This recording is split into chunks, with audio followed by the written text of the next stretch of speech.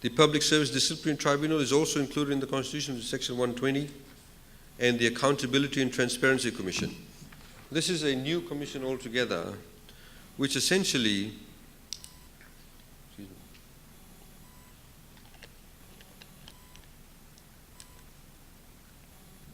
has the powers to investigate public office holders. This is the commission where once the Code of Conduct for Public Officers is put in place, which we hope to do by the end of this year, you will be able to go and find out how much money I earn, what assets I have, what liabilities I have, what assets and liabilities my spouse has or any of my children have. So we're creating a new set of standards. And this commission will be able to also investigate complaints from the President, Prime Minister, ministers, and senior civil servants, right up to the director level.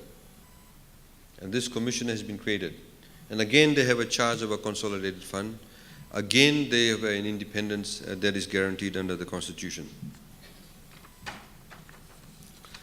Chapter 6, which is the Public Service Commission, that sets it up, gives that constitutional authority. You again have members to it. The significant change over here in this section is that permanent secretaries now will be given a lot more independence. Again, in the case of the Chief Justice not being able to move people around, the permanent secretaries will be now given a lot more authority to appoint people and to choose people. They'll be given their budget. They need to work within their budget, but they need to make effective use and ensure that there's delivery of services.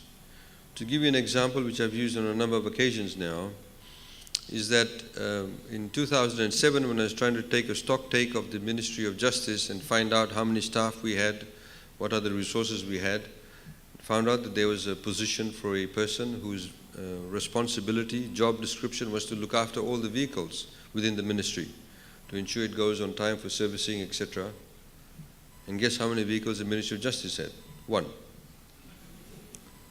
Now, the Permanent Secretary of Justice could not direct the funds that was made available for that position to somewhere else. You don't need that position. In the private sector, most of you would know that your PAs probably can do that and they ensure that the vehicles go on time for servicing. But there was a complete inability of the Permanent Secretary to get rid of that position. There's enormous challenges also now for getting specialized skill sets within the public service. But we're also competing with you. We are also poaching people. Government has a good cadre of economists. We have people, very good cadre of people, for example, in the industry and trade. But obviously people are on the prowl, always looking for good people. So we need to have the ability to be able to be flexible with the positions that are within the civil service. You probably can run a civil service with 20 people or a particular department as opposed to the 40 established positions. But you pay people the right amount of money. You probably get triple the amount of work done. So it gives it that level of flexibility. They, of course, will be subject to audits. They're given their finances. They need to manage it themselves. But all disciplinary matters, of course, will go to the Public Service Disciplinary Tribunal.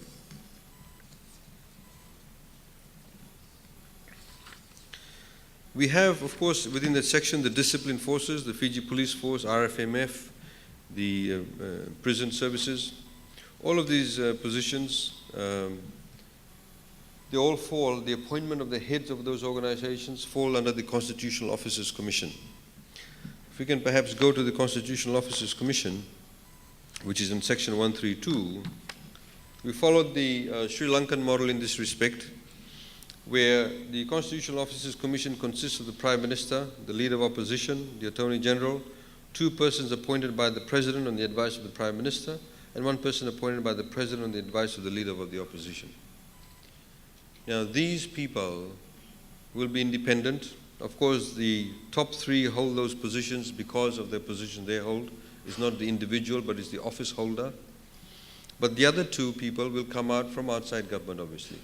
And they are again independent. There's provisions for that.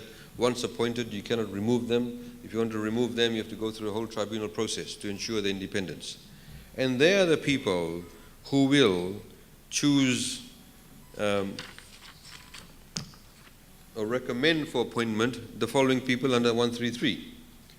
chairperson, members of the Human Rights Anti-Discrimination Commission, chairperson, members of the Electoral Commission, supervisor of elections, Secretary General of Parliament, PSC, Commissioner of Police, Correction Services, RFMF, Auditor General, and Governor of the Reserve Bank. And they are also, within these provisions, under the general provisions relating to public offices, they are completely independent. You can only remove them for a cause, and the cause needs to be shown. You have to go through the entire process. You cannot change the remuneration once they're appointed to office. So nobody can go up to the Auditor General and say, don't put out this report, otherwise I'll reduce your salary. Those sorts of things are all stopped from happening, and they're given constitutional authority.